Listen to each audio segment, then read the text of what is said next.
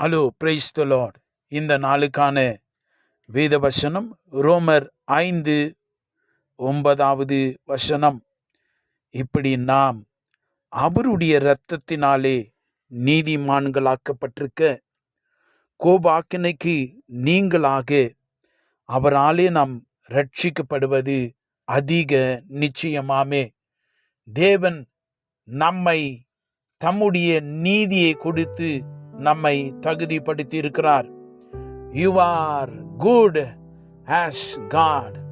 You are righteous as Jesus. நீங்கள் இயேசுவை போல நீதியாய் இருக்கிறீர்கள். காரணம், இயேசுவானவர் தம்முடைய நீதியை நமக்கு கொடுத்திருக்கிறார். அல்லேலூயா. தேவனுடைய அந்த இரக்கத்தை நாம் உணர்ந்து கொள்ள வேண்டும். நீதிமான்களுக்கு உண்டான சுதந்திரத்தை, ஆசீர்வாதத்தை நாம் அறிந்திட வேண்டும். அப்படி இல்லை என்று சொன்னால் எதிராளியாகிய பிசாசு அந்த அறியாமையை அவன் பயன்படுத்தி அவனுடைய கட்டுக்குள்ளே வைத்து கொள்ள விரும்புகிறான். ஆனால் தேவன் அவருடைய இரக்கத்தையும் சத்தியத்தையும் நீதிமான்களாகிய நமக்கு தேவன் உண்டு பண்ணி வைத்திருக்கிற சுதந்திரத்தை நாம் புரிந்து அவைகளின் வழியாய் ஒரு விடுதலையும் ஜெயமான வாழ்க்கை வாழ தேவன் உங்களை அழைக்கிறார். வியாதி ஒரு பிரச்சனை அல்ல, பலவீனம் ஒரு பிரச்சனை அல்ல.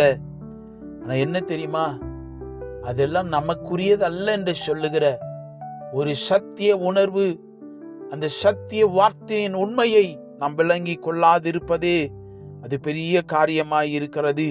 அல்லேலூயா. நீதிமானின் ஆசீர்வாதத்தை நாம் அறியாமல் இருக்கிறோம். You don't understand how the righteous are blessed. நீதிமான்கள் எவ்விதமாய் ஆசீர்வதிக்கப்பட்டிருக்கிறார்கள் என்பதை நாம் தெரிந்து கொள்ள வேண்டும். நீதிமானுடைய சிரசின் மேல் ஆசீர்வாதங்கள் தங்கும். அல்லேலூயா. நீதிமானுடைய பெயர் புகழ் பெற்று விளங்கும். அல்லேலூயா. Thank you Lord.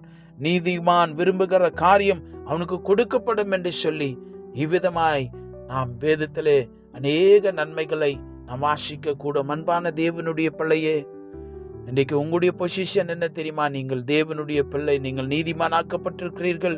இந்த நீதிமானுக்குரிய சகல ஆசீர்வாதங்களுக்கு சொந்தக்காரராய் நீங்கள் இருக்கிறீர்கள். அதனால சொல்லுங்க, I am the righteousness of God. நான் தேவனுடைய நீதியாய் இருக்கிறேன். அல்லேலூயா. அவருடைய ரத்தத்தினால தேவன் என்னை நீதிப்படுத்தி இருக்கிறார். தேவனுடைய சகல நன்மைகளும் நீதிமானுக்குண்டான மேன்மைகளும் என்னுடையது. இயேசுப்பா தம்முடைய இரக்கத்தினால் எனக்கு கொடுத்திருக்கிறார். அதற்காய் ஸ்தோத்திரம் என்று சொல்லி அந்த நீதிமானுக்குரிய ஆசீர்வாதத்தோடு வாழுங்க. தேவன் உங்களை எவ்வளோ பெரிய கனத்துக்குள்ள கொண்டு வந்திருக்கிறார். நீங்கள் பாவிகள் அல்ல, நீங்கள் பாவிகளாயிருந்த உங்களை இயேசு நீதிமான்களாய் மாற்றி இருக்கிறார். அல்லேலூயா. அந்த நீதிமான ஆசீர்வாதத்திலே வாழுங்கள், பலனடையுங்கள். கர்த்தருடைய நாமம் மகிமைப்படுவதாக. நாம் ஜெபிக்கலாம். பரலோகத்தின் பிதாவே, உம்முடைய மகிமையான நாமத்துக்காய் நன்றி சொல்லுகிறோம்.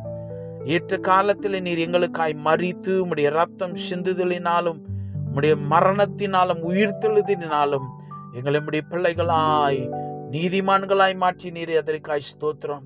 நீதிமானின் தேவனாயிருக்கிறவரே, எங்களுக்கு பாக்கியத்தையும் தயவையும் கிருபைகளையும் நன்மைகளையும் ஆசீர்வாதத்தை நீர் வைத்திருக்கிறபடினாலே ஸ்தோத்திரம். உம்முடைய பிள்ளைகளாகிய நாங்கள் அதை உணர்ந்து இந்த உலகத்தில் வாழ கிருபை செய்யும். நீதிமானை ஆசீர்வதிக்கிற தேவனுக்கு ஸ்தோத்திரம். இயேசுவின் நாமத்தில் ஜெபிக்கிறோம் பிதாவே. ஆமென். God bless you.